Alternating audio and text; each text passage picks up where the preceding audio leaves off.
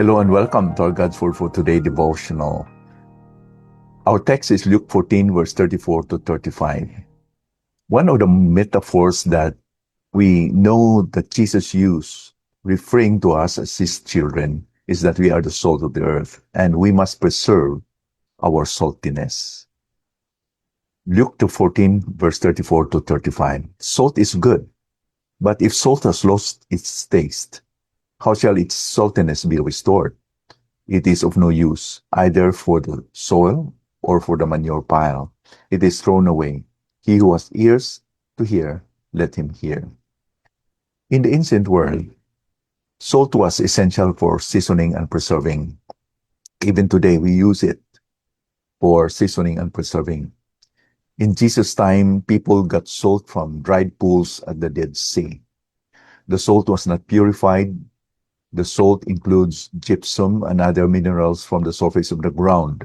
Sometimes the mixtures got wet and the salt washed away, leaving the dirt and sand behind. At that point, the mixture was useless and thrown away.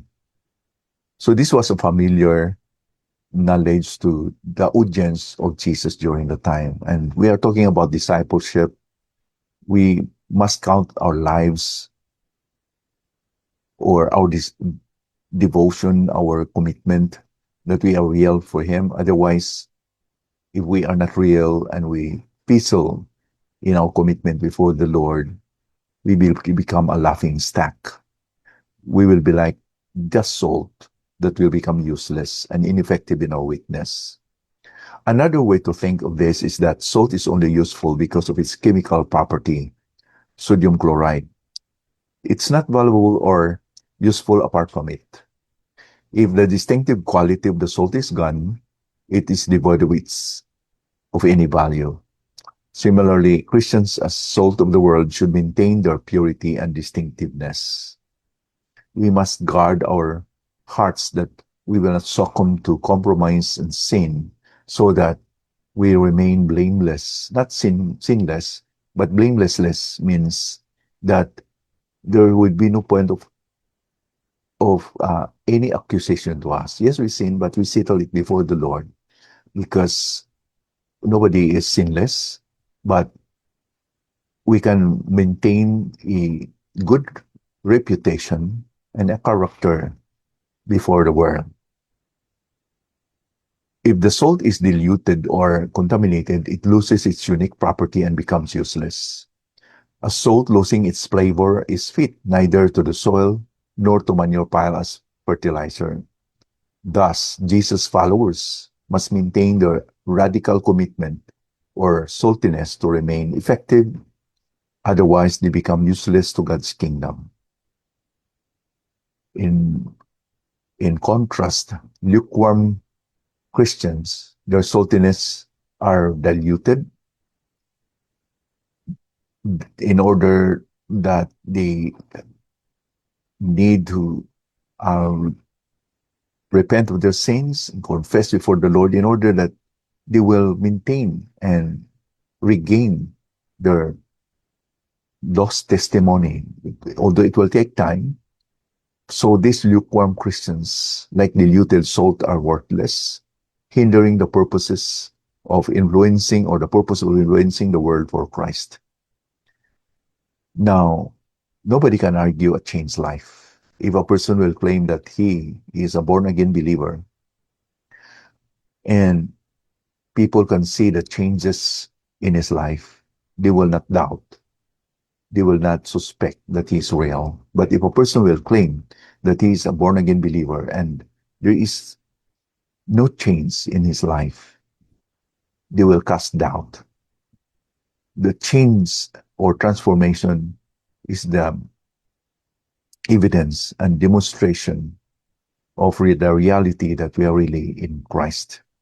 As somebody says, if we say that we are a Christian to somebody, let us be sure that it will not surprise them, but rather confirm their suspicion. That when they look at our lives and they see differences in our attitudes than the rest of the world, they will confirm that Oh, that's why you are like that. I know you are real because I saw you and you are really much different than anyone or everyone I see. That is the confirmation that they see through the lives that we live. Following Jesus requires complete surrender.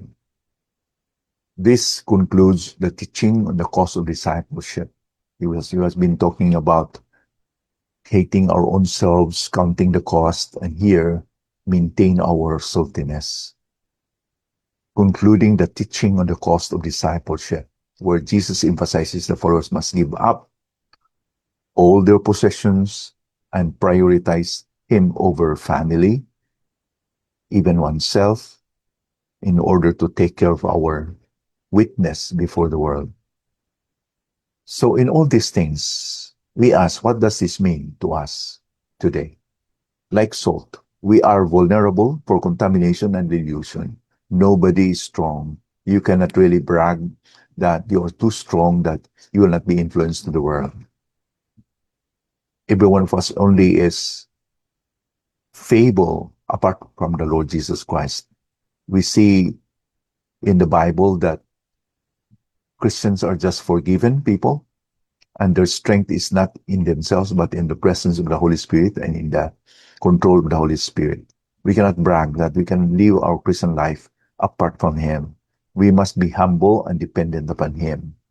Let's continue to posture ourselves that we are vulnerable, we are weak apart from Him.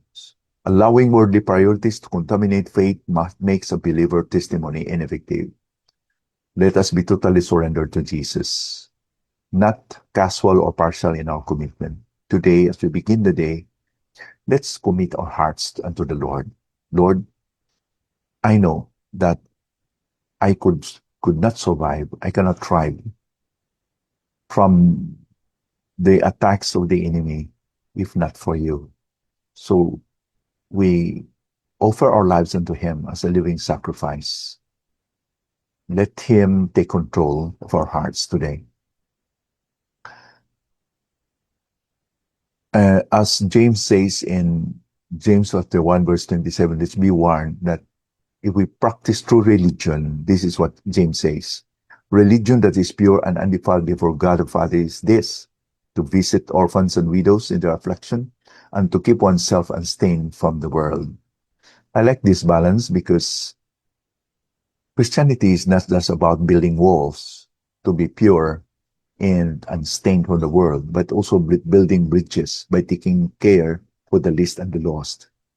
Let us build our strong bridges to the needy world, but let us also build strong walls to keep ourselves unstained from the contamination of the world in order to be effective salt to effectively witness the gospel. A genuine believer who cares for the needy, yet remaining pure and blameless before God and men. How is our saltiness today? How is our saltiness lately?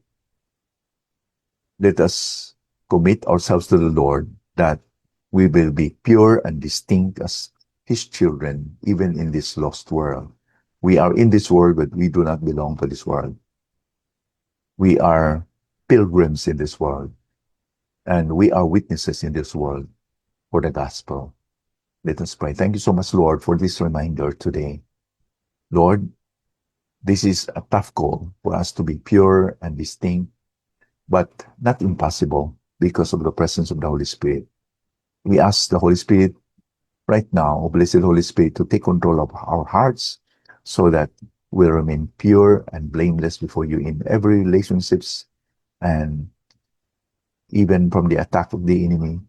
We pray that we will remain be faithful witnesses for the glory of the Lord Jesus Christ. In His name we pray. Amen.